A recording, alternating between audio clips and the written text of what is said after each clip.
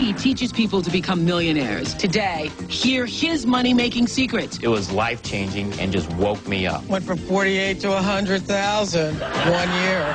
What do the rich teach their children about money that the poor and middle class do not?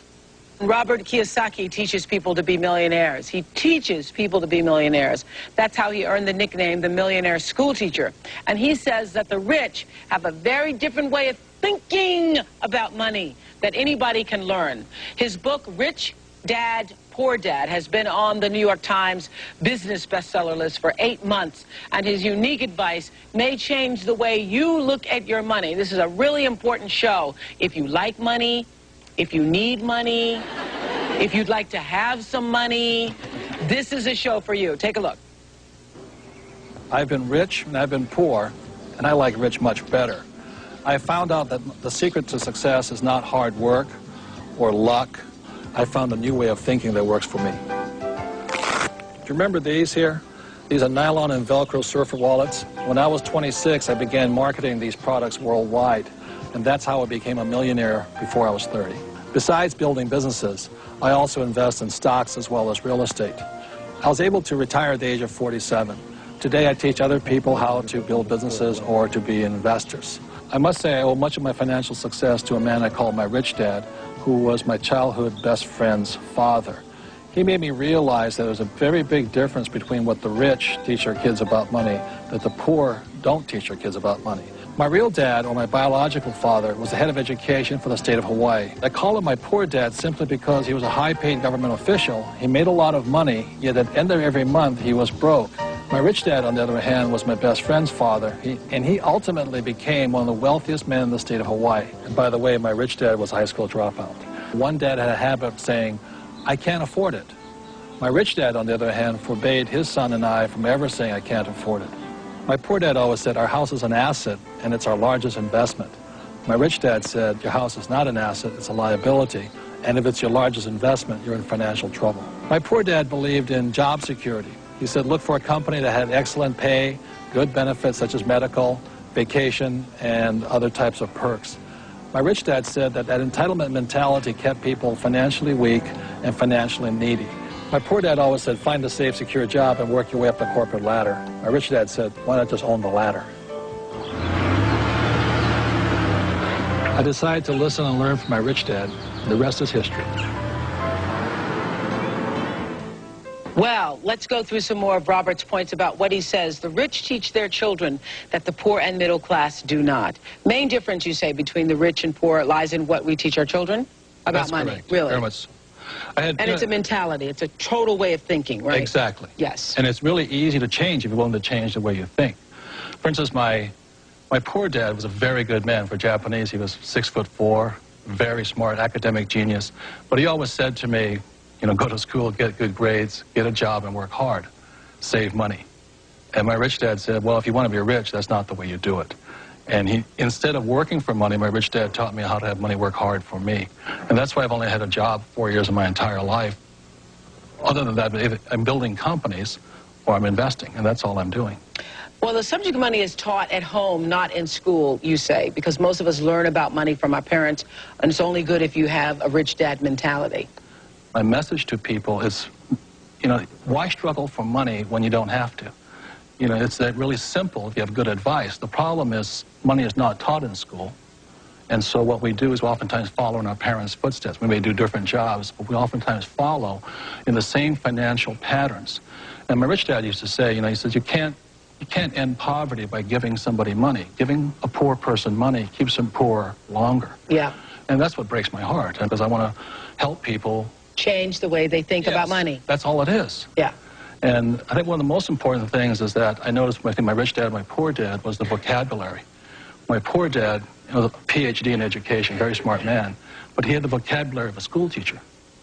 And my rich dad had the vocabulary of a rich man. And so when I say to people, what's the first What do you mean by vocabulary? Well, I know what the word means, but right. What kind of vocabulary? Well, I sit around the dinner table and listen to both dads, and one would talk about algebra and geometry and trigonometry. Nothing that ever made me any money. And my rich dad would sit there and he'd talk about return on investment, assets, liabilities, discounted cash flows, etc. And a lot of people, you know, what you just said about your house is a liability, it's not an asset. Most people think it is their biggest investment. Yes, and that's one of the biggest middle-class traps. They say, my banker says my house is an asset. And my rich dad would say, if you can read a financial statement, you'll see, you can read that your house is actually a liability. I'm not saying don't buy a house, and I like big houses, and I like the finer things of life. Just don't call a liability an asset. And what's trapping the middle class is they're buying liabilities they think are assets. I like what you say in the book, but this is interesting too, because I've always been a person who lived beneath my means.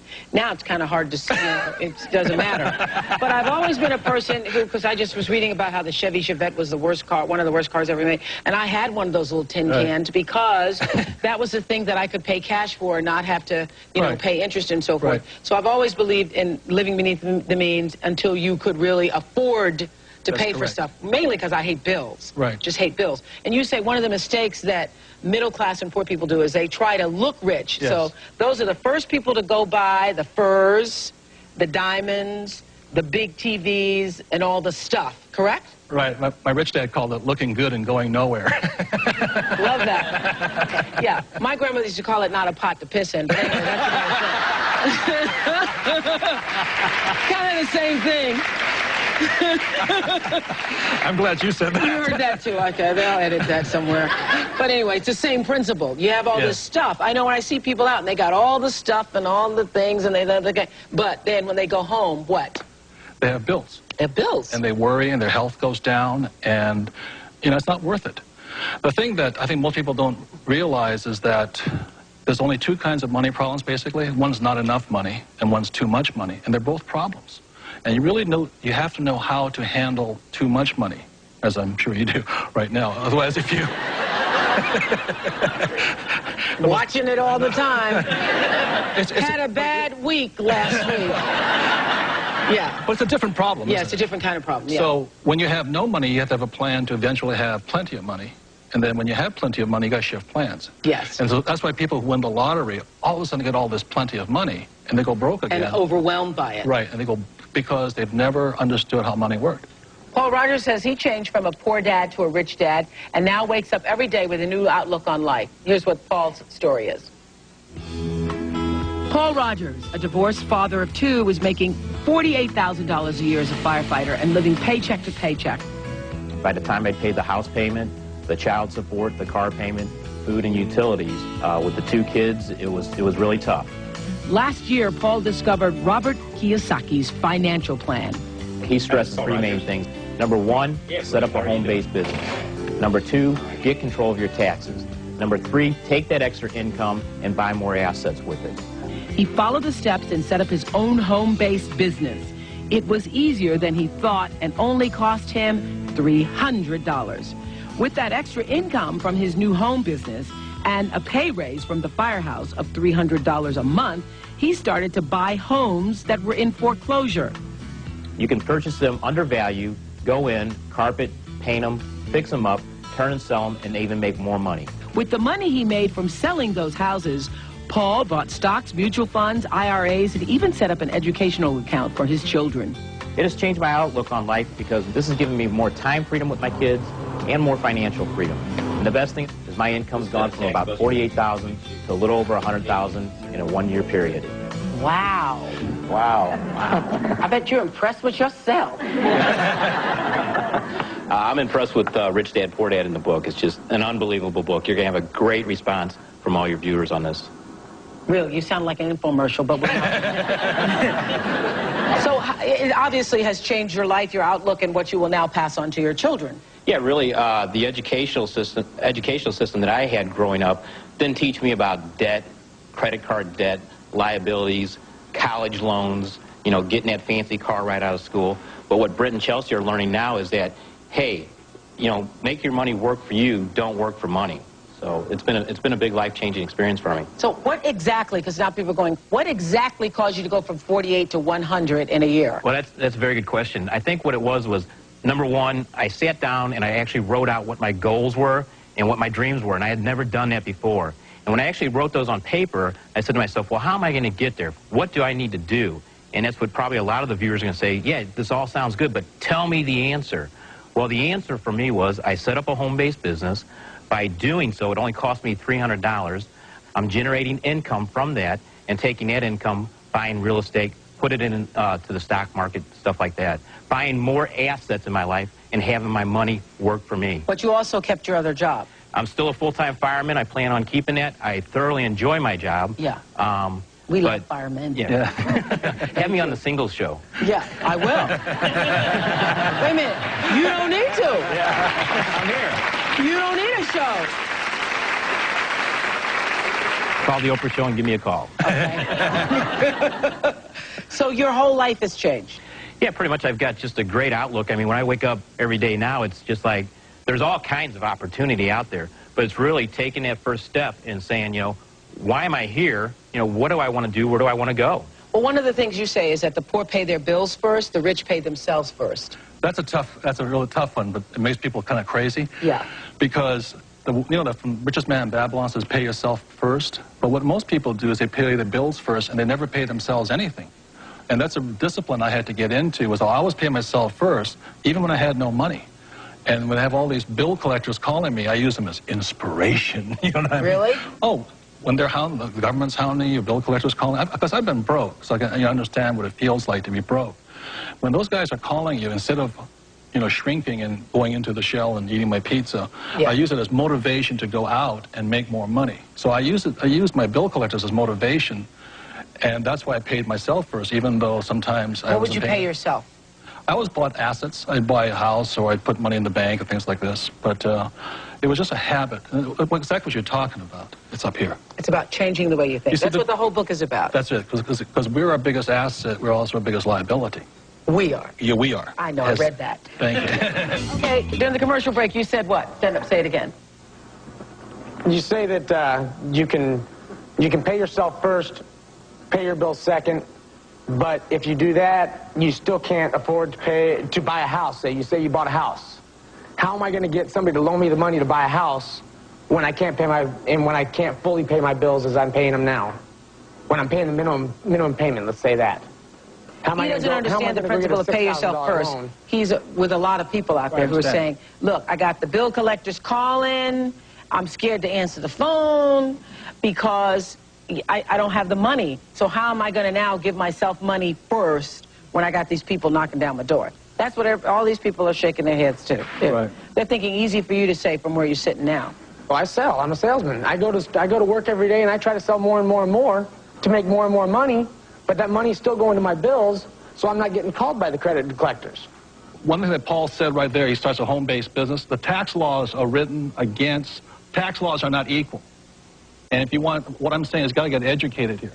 So the tax laws are not equal. So if you're an employee and you work harder and harder, the government's going to take 50% no matter what. So by being a business owner, which is Paul did, he has tax advantages that the middle class and poor do not have. That's it. The taxes are the biggest expense in your life as a salesman.